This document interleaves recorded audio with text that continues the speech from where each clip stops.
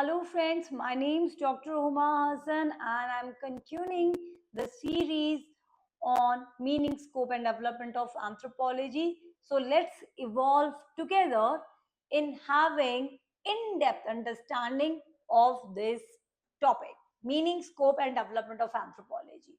So guys, I have explained in my previous lecture that how anthropology is a holistic, comparative and systematic study of human evolution in time and space. That means that anthropology must have some orientation. Every discipline has a objective to offer us. Now, the objective of anthropology is to promote coexistence. It's to help humans to not get extinct. It is to promote social solidarity.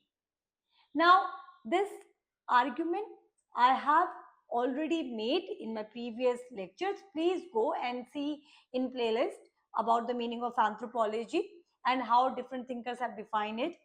Today I will show you that how you must slowly and gradually have some unique content to reflect on the same core point. Okay, so now we'll discuss a very important thinker. Okay, so the meaning of anthropology can be more clearer to you when we are also bringing facts. So when I am talking about that, okay, anthropology is in the service to humanity, and UPSC several times had asked questions on it. Now it is a fundamental responsibility of a faculty, of a teachers, to give you good content and how you people can write and answers into that. Now, to support the previous argument that how anthropology is in service of humanity, you can refer to Conrad Philip Kotick. So, Conrad Philip Kotick, in his work Window on Humanity, is explaining the true meaning of anthropology. So, anthropology is a study which is bringing distinctive, comparative, cross cultural perspectives. It is helping us to have adjustment with respect to cultural relativism. We are trying to know that yes, because of our racial differences, because of our DNA, because of genetics involved, we may look different. Okay, we can be Caucasoid race, we can be Australite race, Negrito race, Mongoloid race. Our facial morphological appearances may be different, but we are same biologically.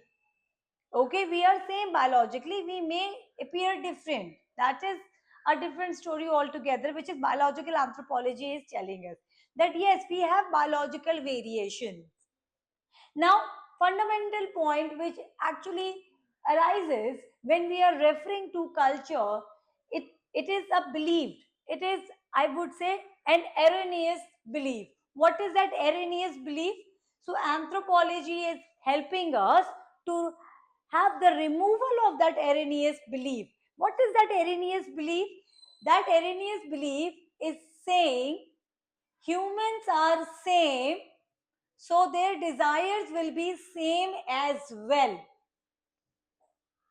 This is how media or other sciences or other people are portraying. For instance, in modern societies, competition is being considered as natural. Even in natural selection theory, which is coming from biology, is stating the same, that out of the two alleles, out of the two genes, whosoever is going to be adapted to the environment, they are going to have their gene flow, gene frequencies will increase. This is what all the biologists you would later see in modern synthetic theory have explained to us. Whosoever will be dominant would appear. That is what Mendelian genetics is telling us.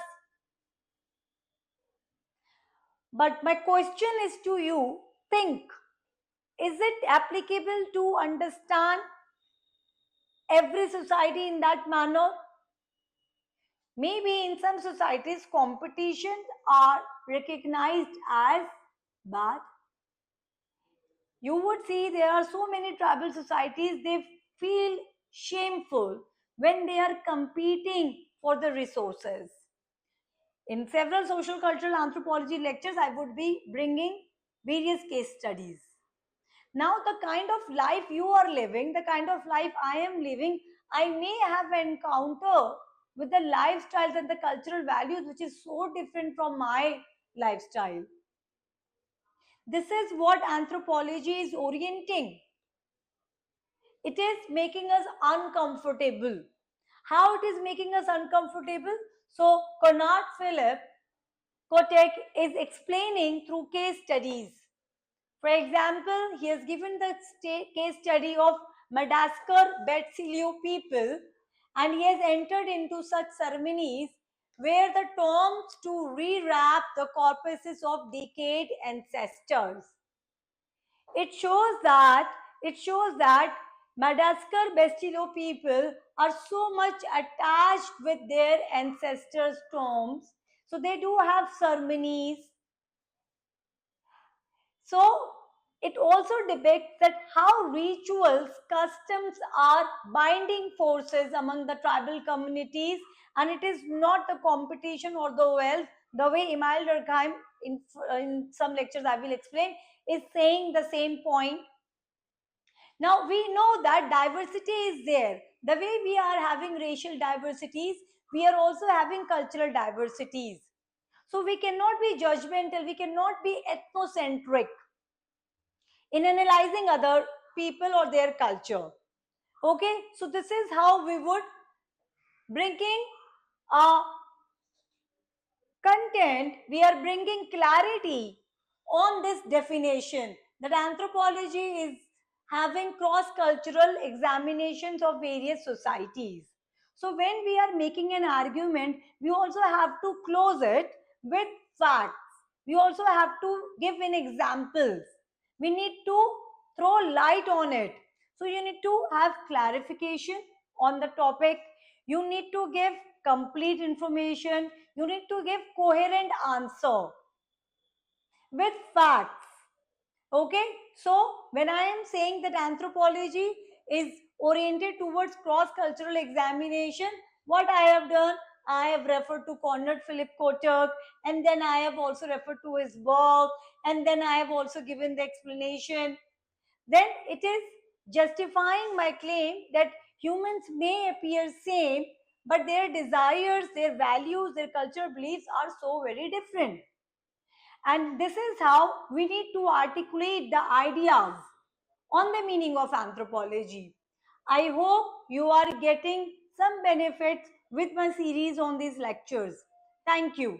And if you are liking it, if you are getting any benefit, please like my videos, put comments into it, share it with your friends so that I also feel encouraged. Okay, I also feel encouraged that, and it would give me lot of, I would say it would really help me to make such more videos. Okay, thank you.